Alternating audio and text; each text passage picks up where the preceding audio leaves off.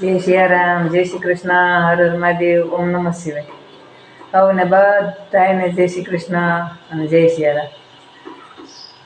આઠમના બધાને હાર્દિક શુભકામના. અને આ ગોકુળાચરણ કૃષ્ણ ભગવાનનો જન્મદિવસ છે.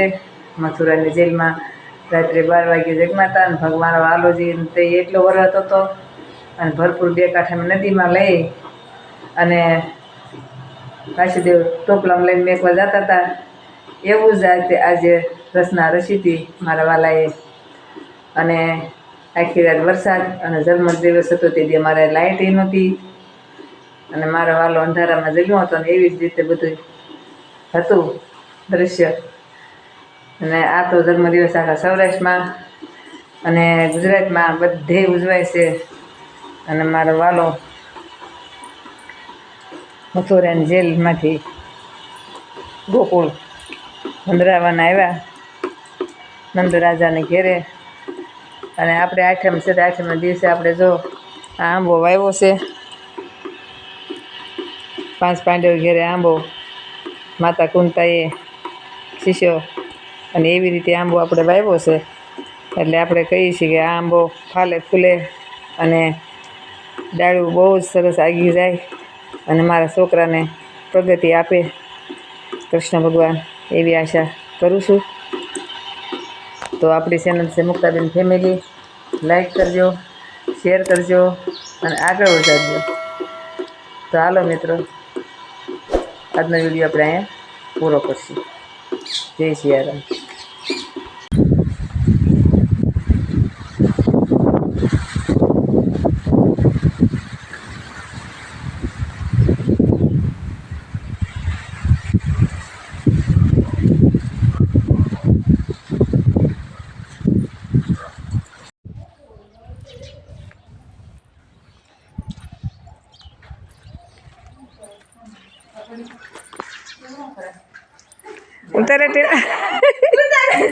ઉતારી લીધા? હા,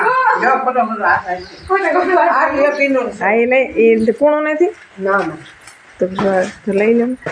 આ ઓલું થઈ ગયું છે, આવડા લઈ લો ને એનું રાખીને પાકી ગયું. હા, કાઢી નાખો એને.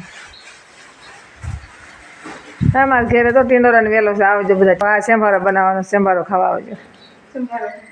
શેરડી ખાવા આવજો. શેરડી બહુ છે.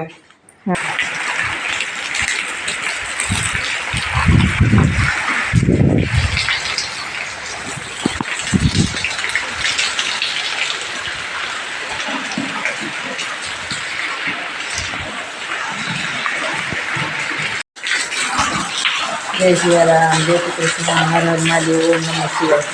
સવારના બધાને જય શ્રી કૃષ્ણ, જય સિયારામ.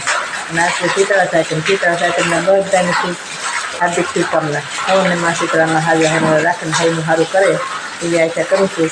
અને આજે હાટમ છે ને, આજે વરસાદ તો શરૂ થઈ ગયો તો તમે જોઈ શકો છો. કાલનો ચાલુ છે, હજી બંધ નથી થયો. મસ્ત વરસાદ આવે છે. જુઓ,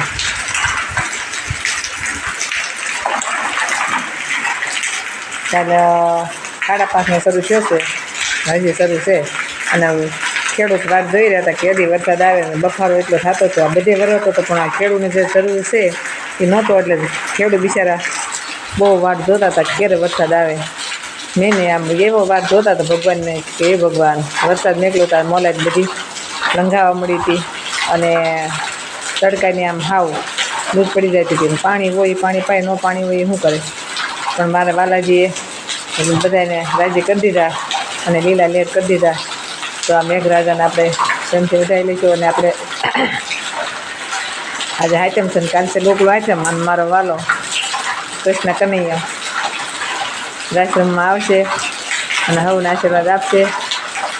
અને જો આજે આપણે જો લાઈટ તૈયાર થઈ ગયા છે. ભગવાનના દીવાબત્તી બસને કાનોડાને મેં વરસાદમાં નવરાવ્યા લાલાને અને હું નાઈ મજા આવી ગઈ. તો હવે આપણે કરી દીવાબત્તી. ત્યાં સુધી બનાવી દેજો વિડીયોમાં.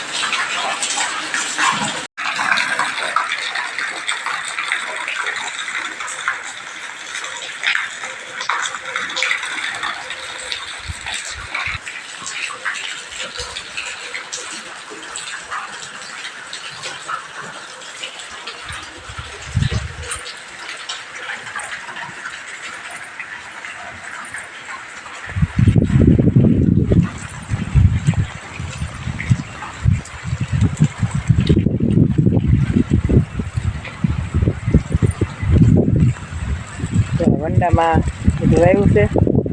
વરસાદ આવે છે અને જોઈ શકો છો તમે આજનો નજારો વરસાદનો બધો જો કેવું વાતાવરણ છે.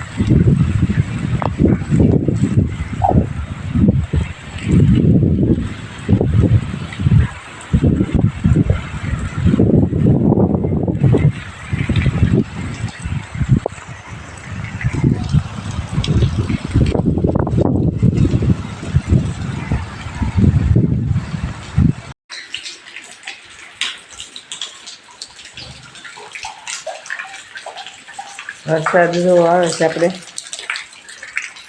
શુક્રવાર રાતનો ચાલુ થયો છે, હજી બેન નથી. એક ધારો આમાં છે રાત દિવસ. ખોળિયામાં લીલ જામી ગઈ જો આ બધી લીલ થઈ ગઈ. એક ધારી આ તુલસીમાં શેવડી વાઢ જો પડી ગયો પવનનો. પવન નીચે વાઢ આપણો એ તો મેની ગયો છે ને પડી ગયો છે. આપણે જો આંબો છે એ આંબો આપણે સોંપવાનો છે, પણ વરસાદ રહે તો ખાડો કરીને આપણે ચોપવાનો છે. પણ હવે ત્યારે તો વરસાદ રહેતો નથી, કેમ ખાડો કરવો? અને હવે વાઘ જો બધું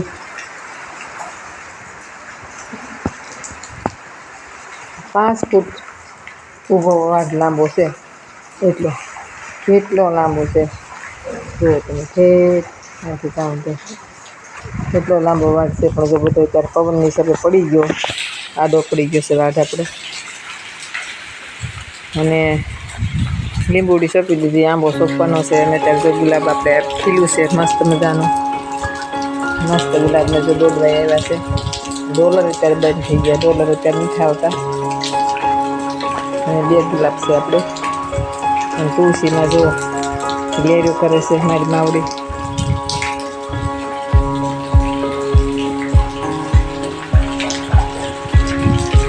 આંબો આપણે સોંપવાનો છે.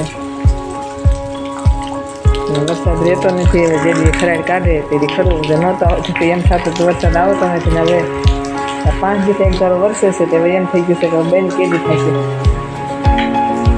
ભગવાન કે આગળ સમાજ નથી, ક્યાંય પોગાતું નથી માનવને. બહુ આવે તો 10, ન આવે તો 10. બાબાજી કહેતા શું કરવાનું? પણ જો 8 દી વરસે ને 1 દીને ખરાડ કાઢશે એટલે તમારે બધું સરસ થઈ જાય. એક જ દિવસ ખરાડ કાઢે એટલે બધું વરાપ થઈ જાય, ખેતરમાં થઈ જાય અને ગામમાં થઈ જાય. પણ વરસાદ હોય તો એવું થતું, ખરાડ 1 દિવસ નહીં અને વરસાદ 8 દિવસ નહીં. કુદરતની કળા છે ને, અને એની જોઈએ એટલે લાલાજી વિના કંઈ થવાનું નથી.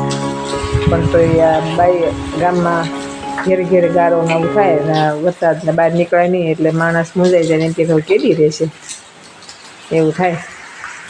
અને આપણે મારા બેનના દીકરાનું શ્રીમત છે.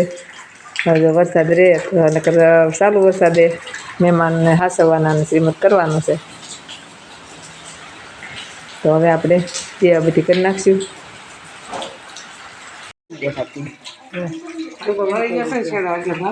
હા,